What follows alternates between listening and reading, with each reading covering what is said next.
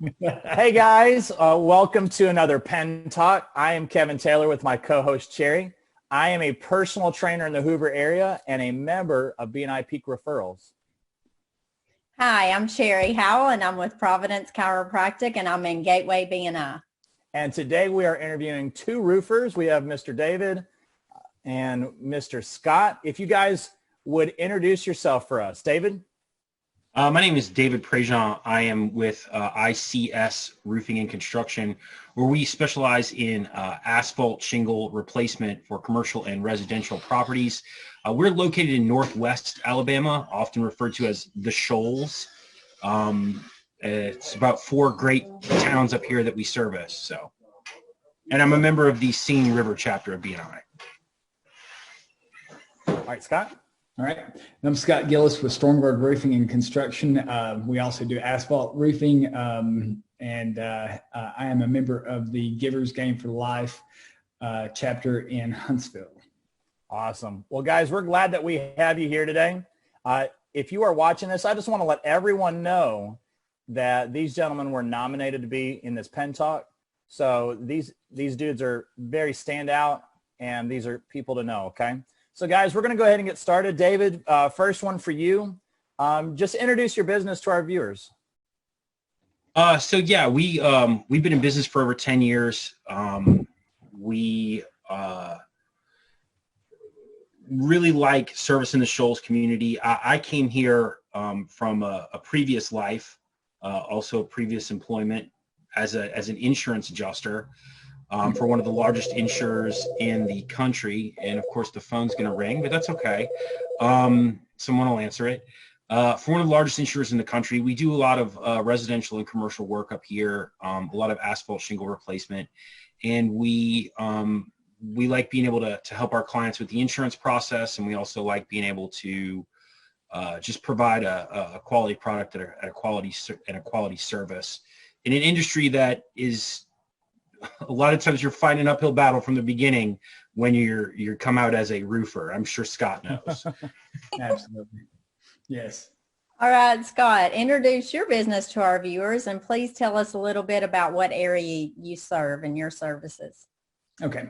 So I'm Scott Gillis with Stormguard Roofing and Construction. And so we service Madison County and Southern Tennessee.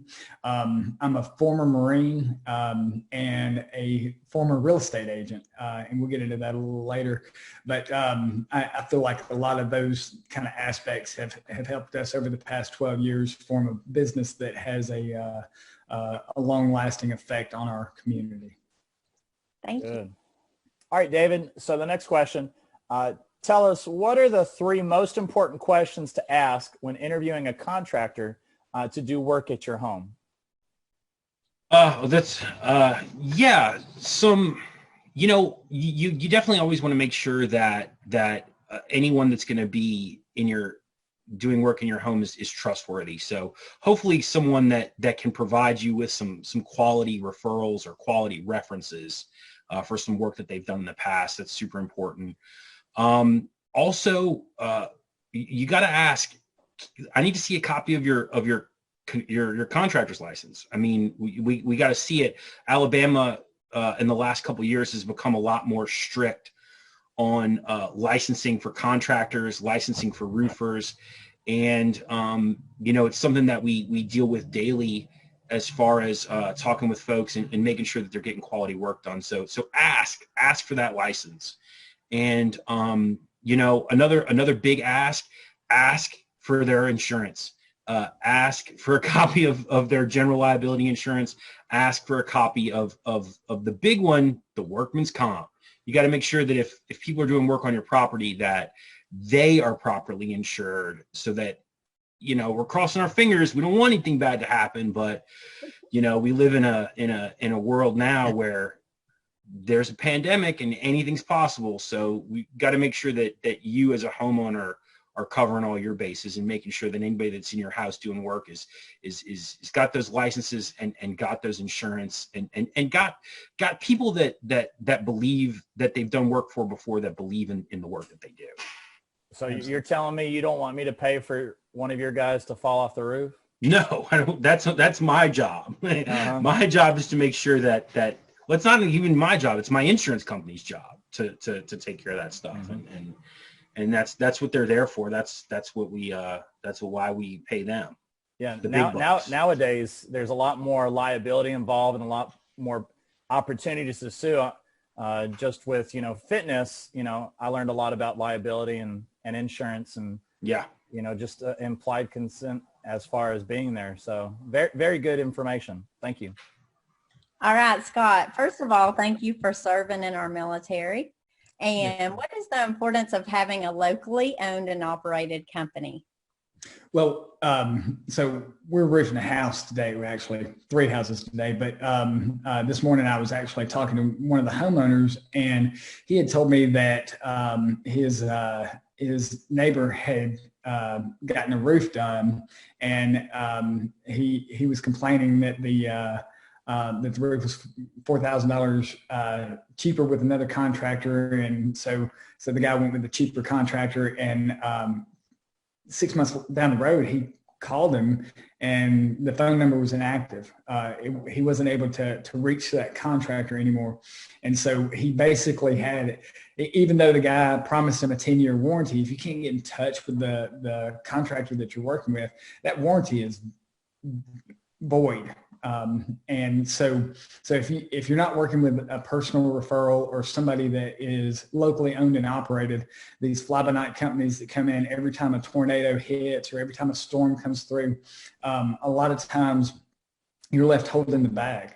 And the warranty is only as good as the piece of paper that's written on, as far as that goes. So if you don't have a tried and true trusted person who's been in town and who may even, be a part of that community, then chances are you may be in that same situation. Thank you.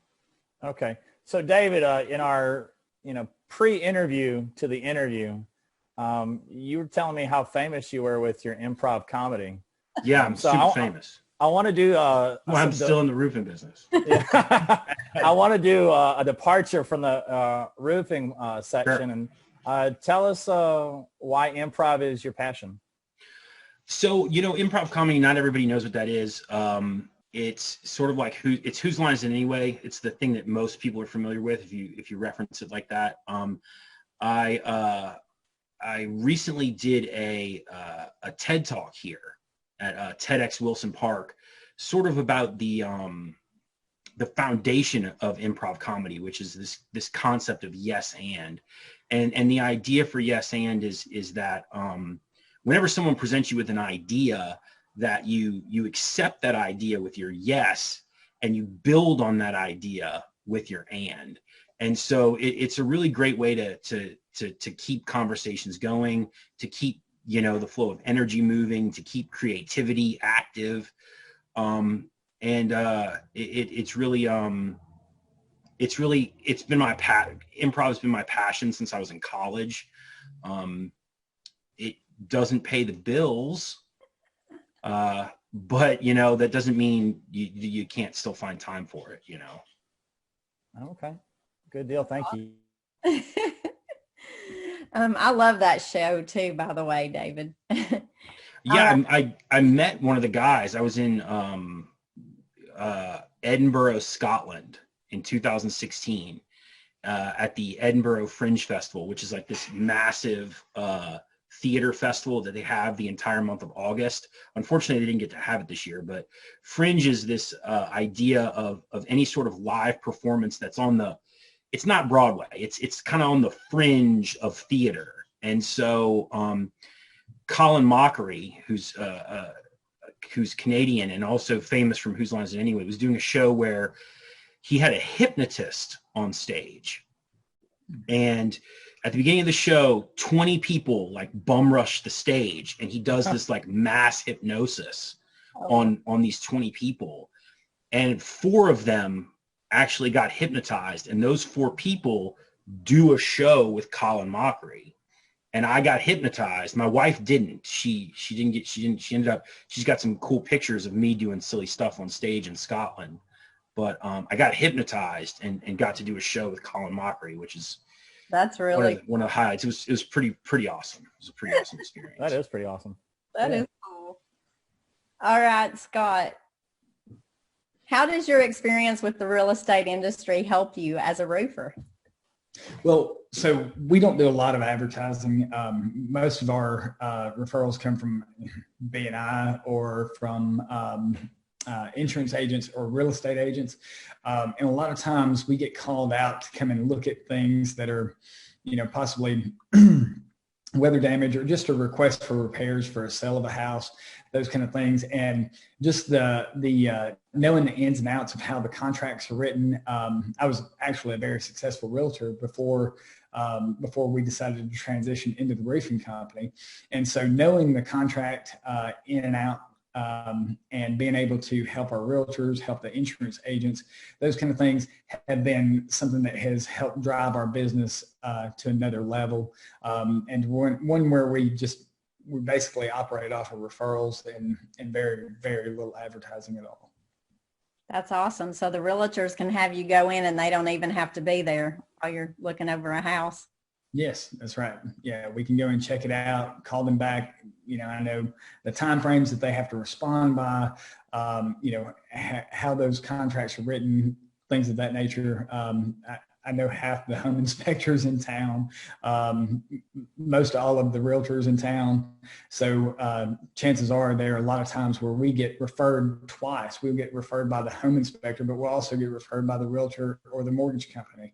And so being in this area where I grew up, and having those kind of connections really does help us when we go out, it gives us validity behind the business, but it also gives us some clout, with those other agents. I've had agents say, oh, well, if they're going to take care of it, we know they're going to take care of it the right way and do what's right. So it really does help us, and it helps their clients too. That's awesome. Thank you very much. So David, I'm going to kind of follow up with what you were talking about previously, because you were on a TED Talk this year, and yes. Being in BNI, we create leaders, we create people that are able to do this content. Now, I'm not saying that because you're in BNI, you got to be on that TED Talk, but they kind of go hand in hand. So tell me, how much different is preparing for that TED Talk from, doing your improv, and maybe something that you learned from the process? Sure. Improv is all about not having a script. And so a big difference, and even in like BNI, when you're doing a 10-minute presentation or putting together a 30-second, sort of tidbit of information, or a 60-second, having putting your thoughts together and maybe having some ideas to talk about are super important. Whereas it's sort of ingrained in me to not think about it ahead of time. And so BNI is a great exercise in planning a little bit more of what I'm actually going to say versus just winging it. And the TED experience was different in the same way, in that TED is very strict on scripting. You have to have a script. You have to rehearse. You have to write the whole thing. And I'm not a write the whole thing down kind of guy. I think my first BNI presentation, I wrote like 3 words on my hand in pen before I got up there. So working with folks in BNI, and I've worked with some folks in BNI with their 10-minute presentations, and just because I don't do it doesn't mean that you shouldn't. It's taken me a long time to develop that, to work that muscle out, if you will. There you go. The skills definitely translate, that you can pick up in BNI, definitely translate into other things, TED Talks included. Okay. Yeah. Like we talked about yesterday, I definitely, the first 10-minute presentation I had 5 pages, and I wrote down every single word. And now when I do presentations, because of, doing them so much, I can write down those 3 words on a hand and be pretty relaxed about it. Yeah, So. people are terrified to talk in front of a group. It's scary. And I BNI is a great way to get that experience in front of people that you trust, in front of people that can give you some positive feedback and can kind of help you to cultivate that skill, because it is a skill, and it's something that you can practice and get better at. Mm-hmm. Definitely. Thank you. Hey, Scott, tell me one of your most memorable roofing jobs. Well, I would say one of the most memorable ones that I did not get. I went to a lady's house one time, and this roof, and David will know this, the roof was probably 35 years old. And it was at best even by today's standards, a 25-year shingle. And so the lady said that she just couldn't do it. She'd gotten paid from her insurance company, but she never did the work. So she wasn't able to recoup the recoverable depreciation, which was probably about 40% of the roof. And so you only have a 2-year time frame in order to recover that. And so anyway, so she got an estimate from me, and she got an estimate from somebody else. And she still to this day will call me and say, hey, we're still thinking about getting this roof done. And this morning, I have to drop my son off real close to where this house is. And by the way, the house is about a $350,000 house. And so I had to drop my son off, and I drove by, and I said, yep, her house is still not roofed. I cannot believe that the roof is not leaking all over the place. I mean, it's got missing granules. It's showing every bit of the fiberglass matting. I mean, it is in horrendous shape, and it's in a great part of town. And I would love so badly to do this lady's roof for her, but she's still on the fence. So, well, it sounds like you saved yourself a lot of trouble by not being picked yet. Yes, so. very possible. Very possible. All right, guys, thank you so much for being here. We appreciate you sharing. If you're watching this on YouTube, like and subscribe. And if you have any questions, our panelists today, write them below. We'll get you in touch with them. If you need a roof, if you need someone that you can count on, let us know, okay? Thank you very much, guys. Y'all have a great day. Thanks. Thanks. You guys.